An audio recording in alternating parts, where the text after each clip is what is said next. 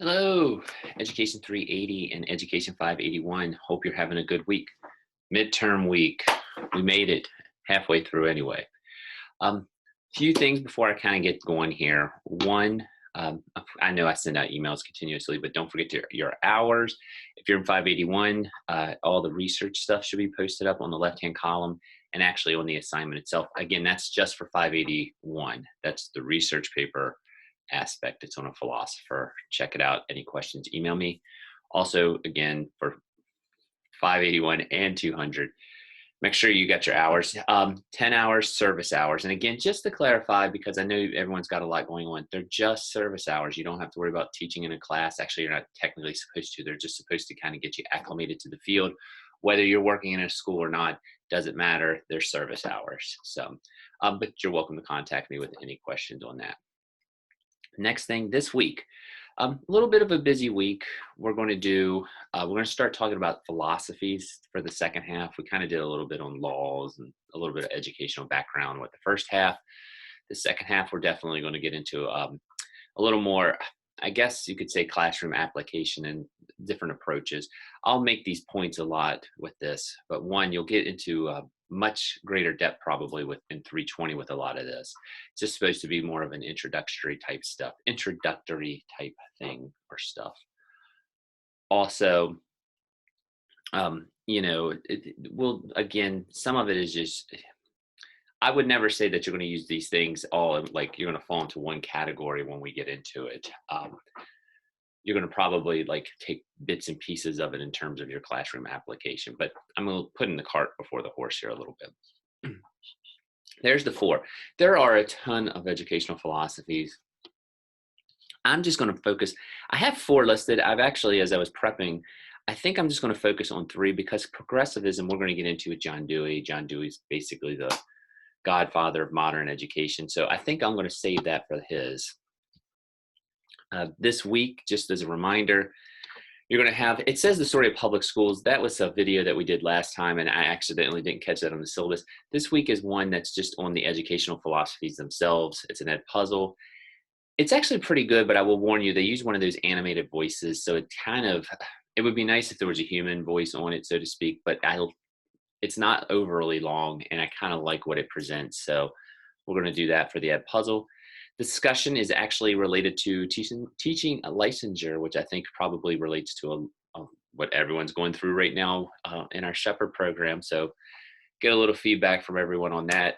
Also, that's a good segue. Don't forget, always keep Praxis 1 in the back of your mind. If you have not taken it, you need to get that done before the end of 320 for your juncture.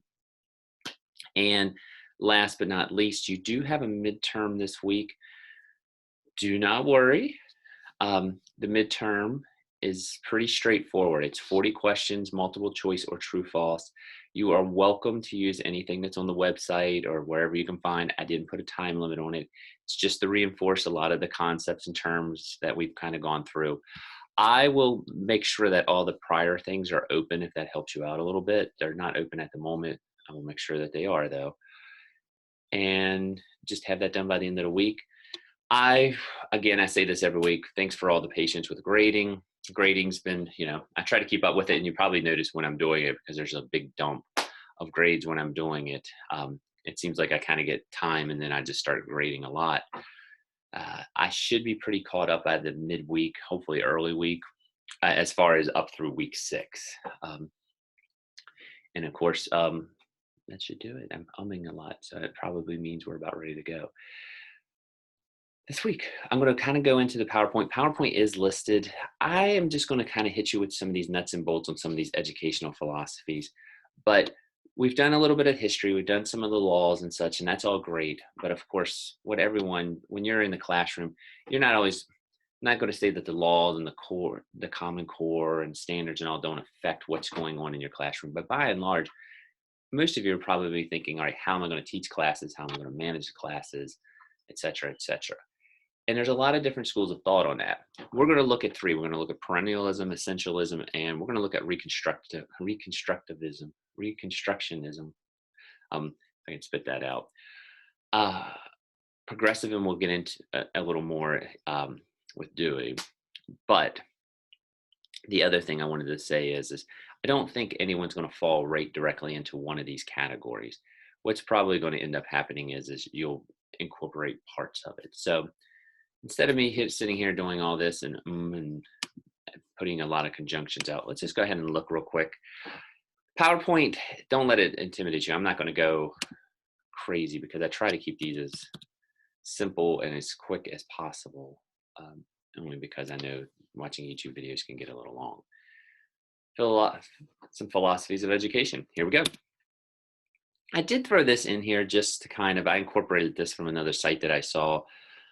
I thought it was interesting. And if you remember a little midterm thing, in 1918, I believe that, everyone was required to go to middle school. And in 1918, there was a reorganization of secondary schools, and there were some concepts that everything was built around. It kind of shows you where the frame of mind was. And even though this is secondary education, and I know a lot of people are going to be doing elementary, I still think it kind of shows where the thought process was in the early 20th century. They were focused on, schools should be focused on health, fundamental processes, worthy home membership, be a good member of your family, vocational competence, like whatever field you're going to go into, you should be strong or a benefit to that field or that vocation. Need to be a good citizen. I always tell my social studies method students that kind of is rooted, if you think about it, the late 19th century, early 20th century, there was a lot of immigration coming in from places like Ireland, Italy, Eastern Europe. So it was a big movement on teaching everyone how to be a good citizen. Of course, World War I was going on and actually ending in 1918. When you have your leisure time, make sure that it's worthy, like you're doing productive and communal things, and make sure that you have good character. Those were actually the guidelines of the 1918 reorganization of secondary education. It kind of just shows you where the thought process was there. More fun fact than anything else, but hey. First thing we're actually going to look at is essentialism. And the reason why this one is first, I think this is the one that most of us are familiar with. This is, as it says there, almost an entire generation grew up under essentialism. It's that, as it says, I'm just going to read it. Essentialism is a conservative view of curriculum that holds schools responsible for only the most immediate needed instruction. Basically, this is a teacher-centered type approach. You're there to learn. The teacher is there to teach. Sit in your desk, be quiet. I'm going to give you information. Essentialism. What is essential to learn? And as it says, there's not a lot of experimenting in the classroom, like different approaches, different tactics, things like that. But you have to watch because it can get too conservative. And by the way, don't think this is one from an educational site. Don't connect the terms conservative and donkeys with modern day politics. I guess you could if you wanted to really do a deep dive, but by and large, we're just talking about approaches. And essentialism is just a conservative approach in the classroom. The problem is if you don't adapt, it can actually fail because you're not meeting your students' needs. You're not trying new approaches. You're not experimenting with things. It is traditional teaching.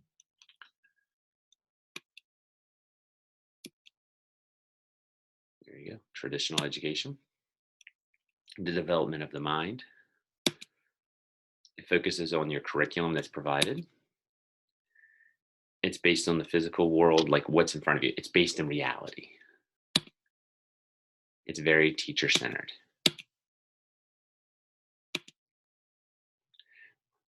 This is again, I put this in here, but it's traditional type content areas. Your reading, your spelling, your language arts, math, U.S. world history. That's, I guess, your core. Science would also fall in there.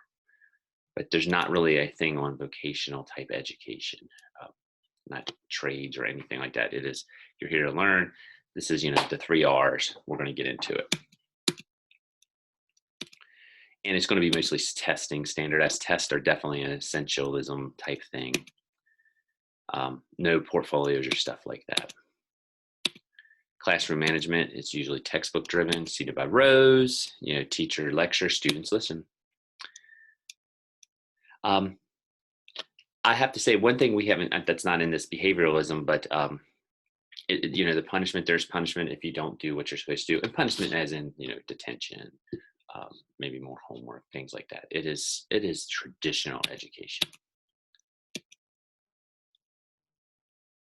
You're going to teach the basic skills, measurements, things like that.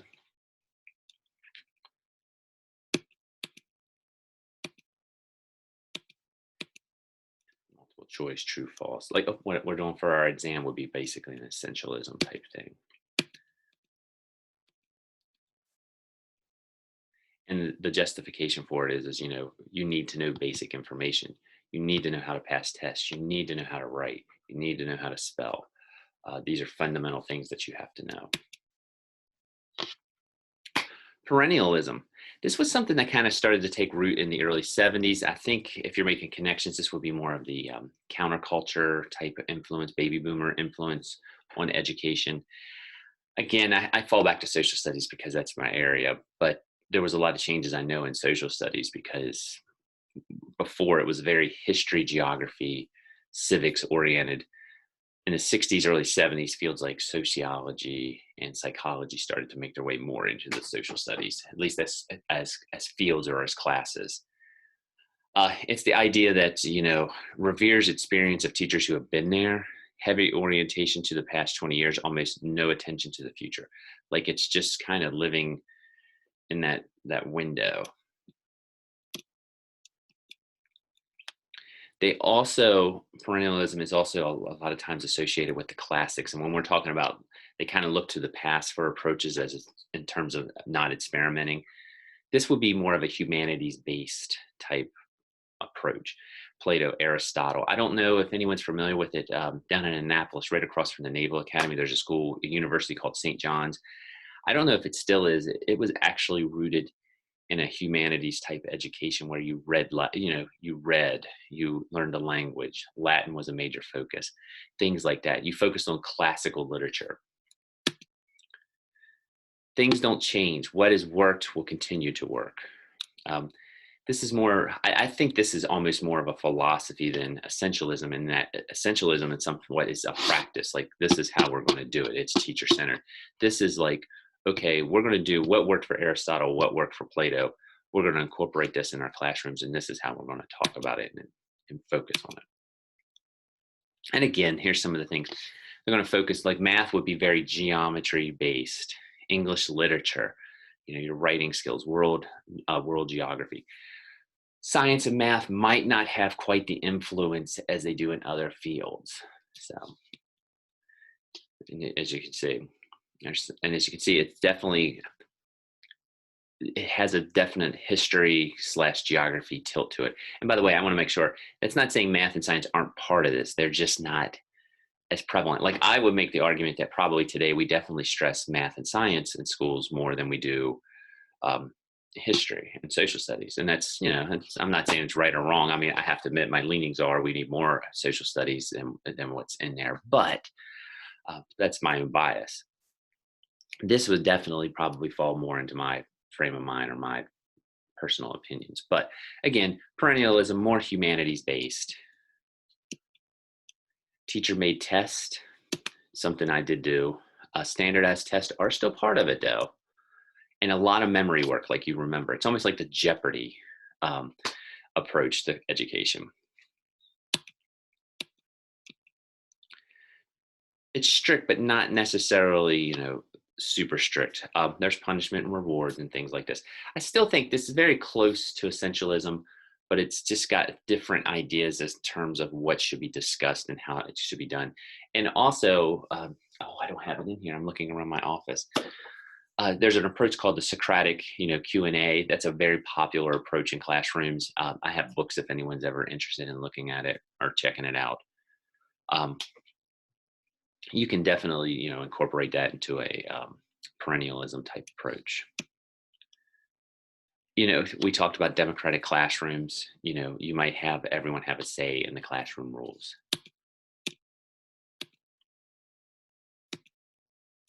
Teacher is still the foundation of all knowledge. Still got that teacher-centered approach a little bit, but students are very they're involved in the listening and in the discussion, probably more than essentialism.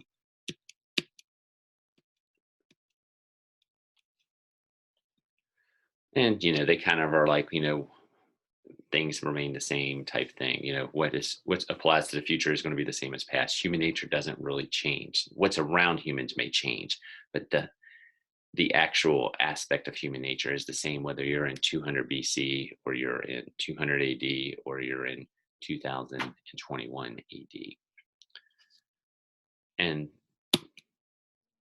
there you go.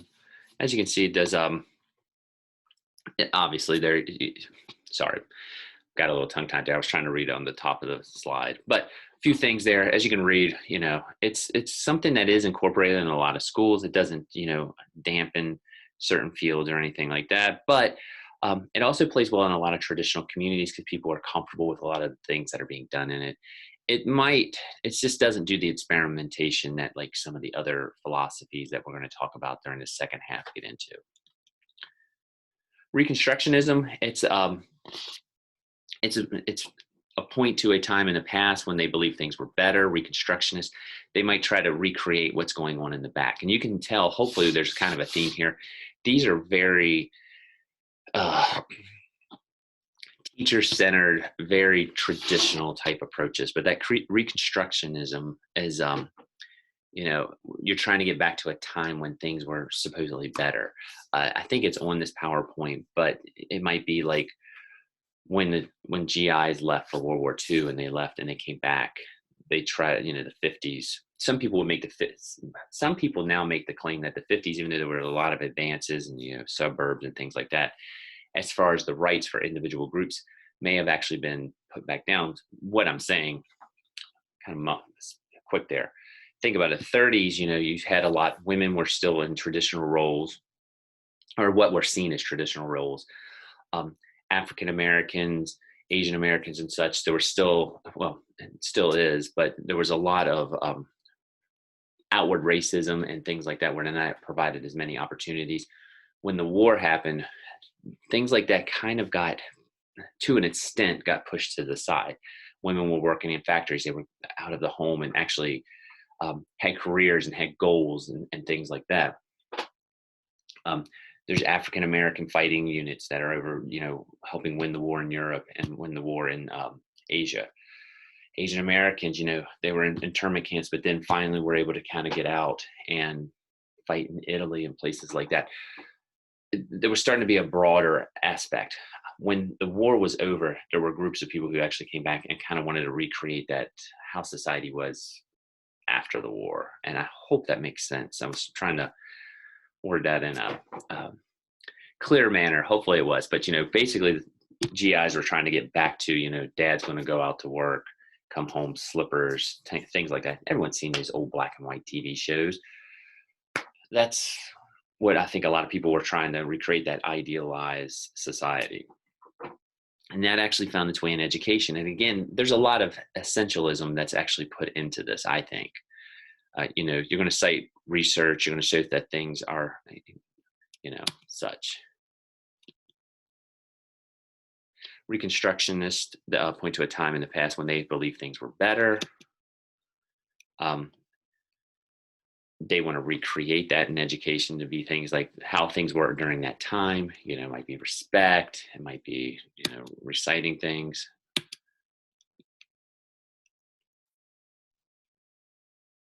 That golden age.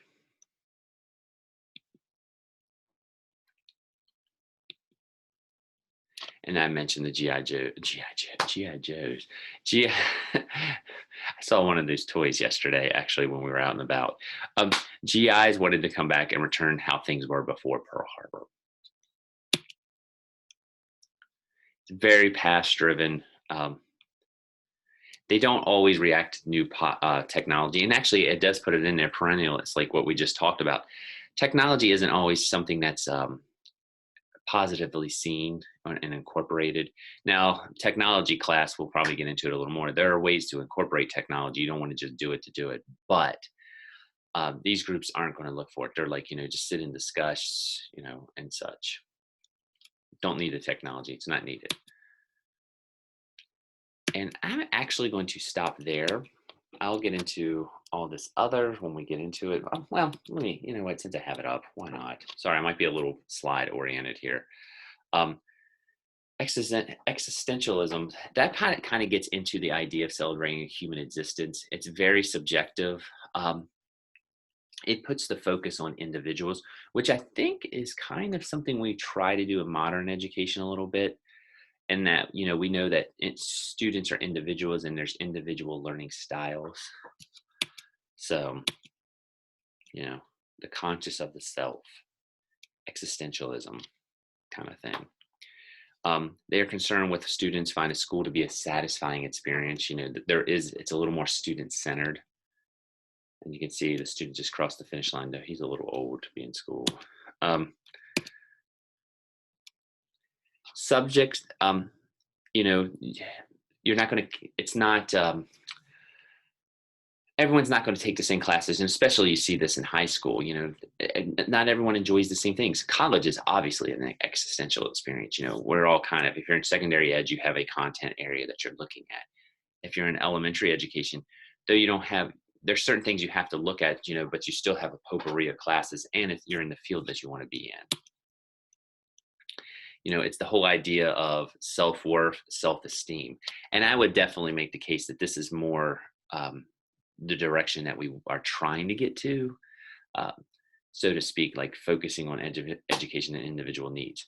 I'm not saying it's easy because of numbers and realities and politics and things like that, but it is there. So anyway, you know, there should be a healthy balance. So anyway, I know that was a little bit of a crash course. I will make sure that there is a site on there. Sorry, I lost my cursor. Let me get that off of there. Just get that. Sure, we'll save it. This is posted. There's another one actually there too. I was kind of debating which one I'd liked better. I will have that posted up there. You can see it's there. You're welcome to check it out. The philosophies are not on the midterm, and I know that was a little slow trug there, but I will have a cheat sheet up of the philosophies that will help. Actually, I think I have it. Maybe I have it. Let's see if I have it. Do I have it? Nope, I don't. That's actually one of your things from earlier. I will make sure that it's posted. And again, these will all be open for you for your midterm. Thanks again. Everyone's been getting through very well and plugging through. So hope everyone's having a good weekend. I'm recording this over a beautiful weekend. I'm looking at my office. So I hope everyone, even though you're busy, have had a little bit of time to get out. Any questions, feel free to stop by. I've been actually seeing more and more people have been swinging by the office, asking questions and things like that. I should have grades again by midweek, should be pretty caught up through week 6. So with all that being said, hope you're having a great day, and I will talk to you later. Let me stop the share here and say goodbye.